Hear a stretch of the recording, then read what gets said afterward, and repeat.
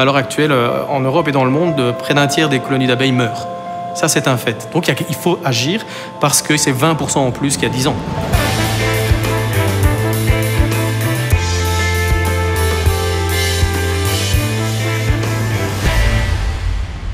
J'ai dit à la fin de ma thèse de doctorat, je veux sauver les abeilles. J'ai identifié des solutions, je veux sauver les abeilles. Et je me suis rendu compte que le problème était beaucoup plus large que juste les abeilles. Si vous voulez sauver la biodiversité, donc leur régime alimentaire, c'est tout l'environnement en général sur lequel vous devez travailler.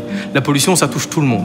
Et l'idée était de se dire, maintenant, je veux plus seulement sauver les abeilles. Je veux sauver quelque part l'environnement en général, pour les abeilles, mais aussi pour les générations futures. Qu'est-ce que j'ai fait pendant des années pour sauver les abeilles? Eh bien, j'ai analysé tout ce qu'elles ramenaient dans leurs ruches pour voir qu'est-ce qui pouvait les impacter. Et on s'est rendu compte qu'elles pouvaient maintenant développer un réel service pour nous. Parce que tout ce qu'elles collectaient, moi, je pouvais l'analyser en laboratoire et faire un état des lieux de l'environnement. Et en fait, il y a plein d'entreprises qui ont besoin de ça, de savoir quelle était la qualité de leur environnement et tout ce qu'il y a autour d'eux. L'avantage de l'abeille, en effet, c'est qu'elle peut aller où elle veut. Donc elle peut aller prendre des échantillons dans des jardins, dans des entreprises, dans des champs, Voilà. Et donc ça nous permet d'avoir des données en fait, qui normalement ne sont pas accessibles ou qui sont très difficiles à obtenir. Tout le monde peut contribuer à améliorer notre environnement. Et donc c'est vrai que je parlais déjà beaucoup des agriculteurs, je parlais beaucoup des entreprises, je parlais des citoyens, mais j'ai dit à un moment, mais les villes aussi peuvent y contribuer. On a commencé avec 5 sites sur la ville de Knokke-Heist avec des ruches des abeilles qui nous donnent des infos très importantes sur les pesticides qui sont usés, mais aussi la pollution du port de Zeebrugge qui est à côté de nous. On doit vulgariser l'information. On donne un chiffre important, et derrière on l'explique. Il faut vraiment l'expliquer. Il ne faut pas inonder de chiffres les gens. Il faut vraiment donner les chiffres les plus pertinents. On a vraiment accompagné les arboriculteurs de Knokke-Heist à aller vers des pratiques, vers des alternatives aux pesticides. Dans le temps, on plantait tous des variétés qui donnaient une bonne production, mais qui étaient très sensibles aux maladies. Maintenant, grâce aussi au workshop, j'ai planté des variétés qui sont aussi bons à manger et bons pour le jus, mais qui sont beaucoup moins sensibles aux maladies.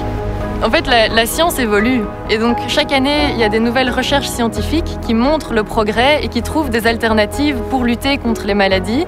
Et donc Biodiversity, à travers son expertise, on cherche vraiment toutes des techniques qui sont validées scientifiquement et qui ont été prouvées utiles dans d'autres régions et qui peuvent donc être appliquées ici à Knokke aussi.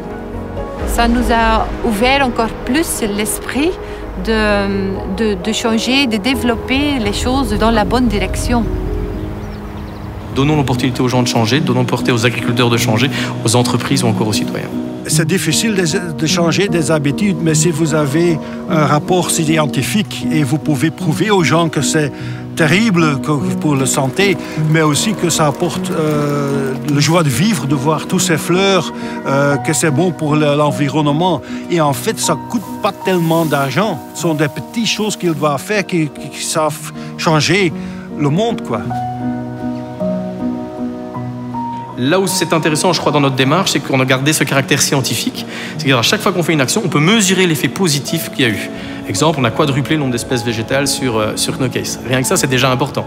On a réduit l'utilisation des pesticides. On a pu identifier des sources de métaux lourds et réduire l'utilisation des métaux lourds sur la zone. Donc on a pu véritablement avoir une action concrète avec eux.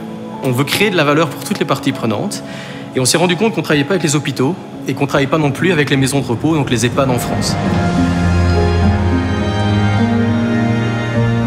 Le projet de Nancy en fait, a commencé avec un projet de recherche pour prouver en fait, que la biodiversité avait un impact sur ces maladies, notamment neurodégénératives. Effectivement, la biodiversité est importante dans un jardin thérapeutique pour des personnes atteintes de la maladie d'Alzheimer ou d'autres pathologies d'ailleurs.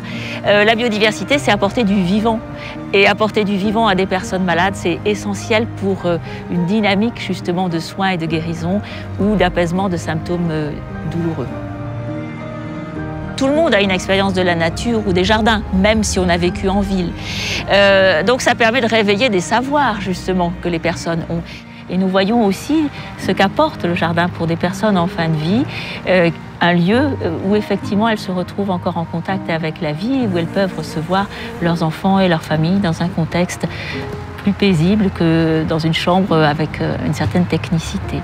Ce sont des moments exceptionnels que nous vivons avec ces personnes-là, par exemple, aussi.